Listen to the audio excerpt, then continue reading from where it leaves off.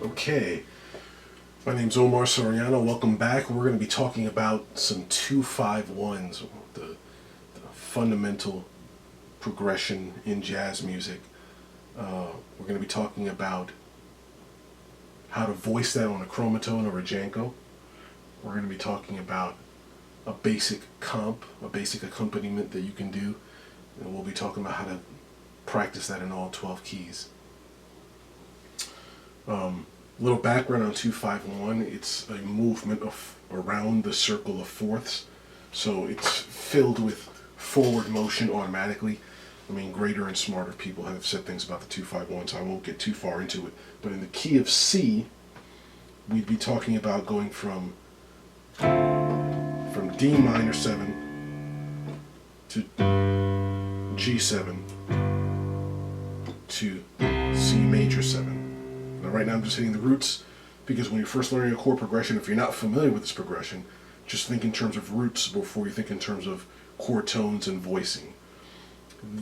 One of the many beautiful things about the chromatone, I can talk all day about the reasons why I love this layout, is 2-5-1 is the same shape in all 12 keys. So it's always going to be either here, go up a row and 4 keys back, and then 3 and 1 down. Or if you like playing that 5th up, it's this, right? And no matter where you start from, it always goes the same way. So if you start from here, it's or.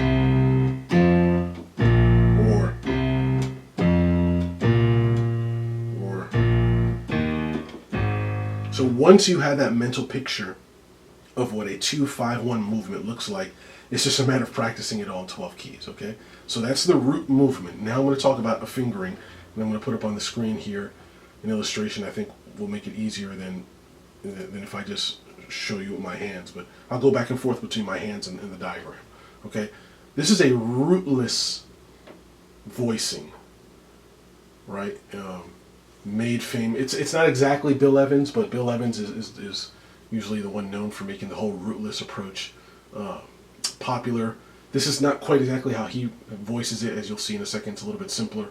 But so assuming that there's a bass going on somewhere, assuming that somebody's holding down the root note, either your left hand or a bass player, assuming the bass is being taken care of, the right hand can be freed up to rootlessly voice that 2-5-1. So let's take that one chord at a time. First the D minor 7, then the G7, then the C major 7, okay? The D minor 7 you would voice like this. You want to have, and this is just my way. I mean, there's tons of different ways to voice these chords, right? I'm just showing you the way I do it.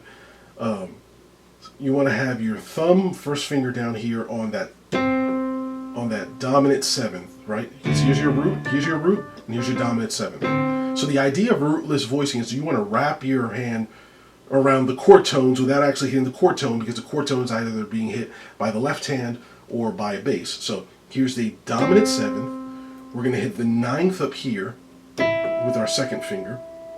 We're going to play the 3rd here with our 3rd finger. And we're going to play the 5th, right? What are we talking about? We're talking about D, right? So D played as a good old-fashioned triad, right? Let's go back to triads. Would be D, F, A. But we don't want to play D like that way. That's a little bit corny for us, right?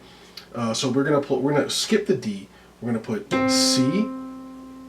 We're gonna hit the 9th. We're gonna hit the 3rd with the 3rd finger, and we're gonna hit the 5th with the 5th finger. So it makes sense. 3rd with 3rd finger, 5th with 5th finger, 9th and 7th. So that sounds, there's a crunch to it because of that semitone distance between the 9th and the 3rd. There's a crunch, and then you've got the rest of the chord tones. Right? So even by itself, I think that sounds really nice. You throw in the bass, sounds really full, really lush, right? Especially if you spread it out over the keyboard, right? So that's how we're going to hit our 2 in the key of C. Now, you need to understand things like this, because sometimes people will hear that and they'll say, oh, this song is in the minor key because he started with a minor chord. No, this is not the 1. This is not the root. This is the 2 of the chord we're going to. This is still in the major key. The major key's over here. We're just not there yet. We're taking a route. We're going through this subdominant, then we're going to go to the dominant, and then we're going to go to the root, right? But right now, it's not in the minor key. We're just at a minor chord right now. So there we go. That's our 2, okay? Now, what we want to do now is we want to go to 5, and we want to go to 5 with as little movement as possible. We want this rootless voicing, but we want a voice lead, right?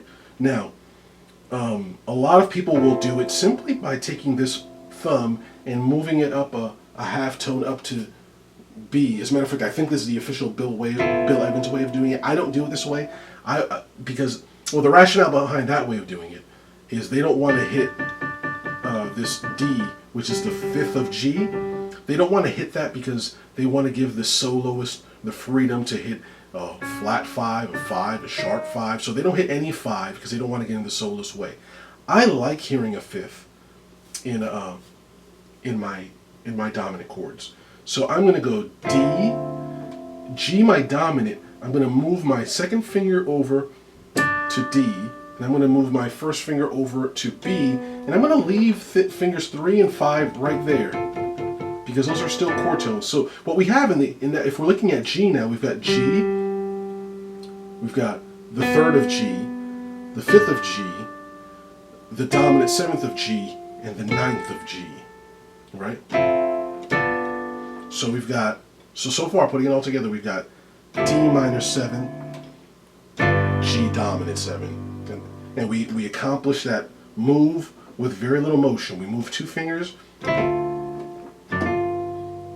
And we accomplish that movement from subdominant to dominant, from 2 to 5.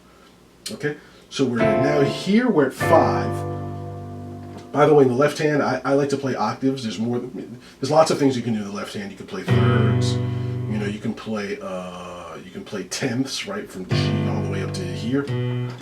If you can span that, I can, but I find it kind of weird. So anyway, we're here, and we want to resolve. We want to go to C. So the way we're going to rootlessly voice C is we're not going to move these fingers. We're going to leave this, the thumb here on B, because that's the major 7 of C.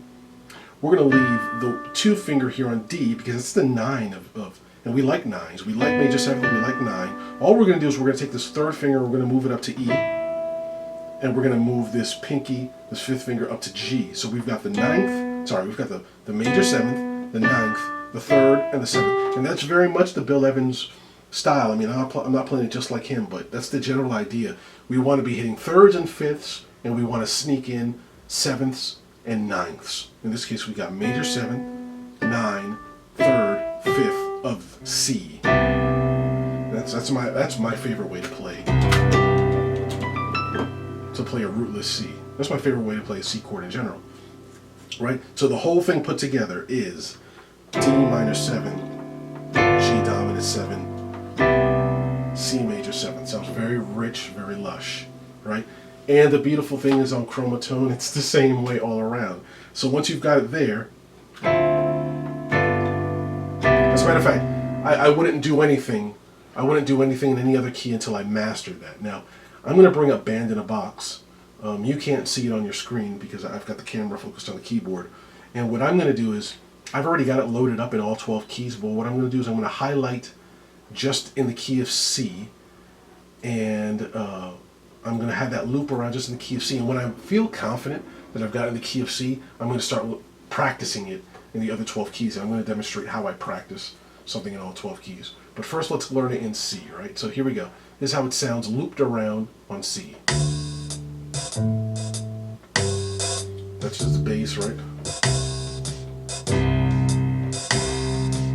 Right, so we've got D, G, C. Okay, now without playing any particular rhythm, I'll get to a comp in a minute, but without playing any particular rhythm, just gonging the notes at the beginning of each measure, right?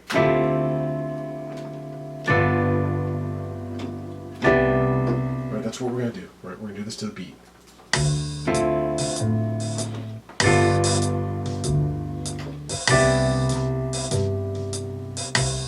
Just keep doing that till you really learn it. Get that fingering in your muscle memory. just put that fifth in there in the bass, right?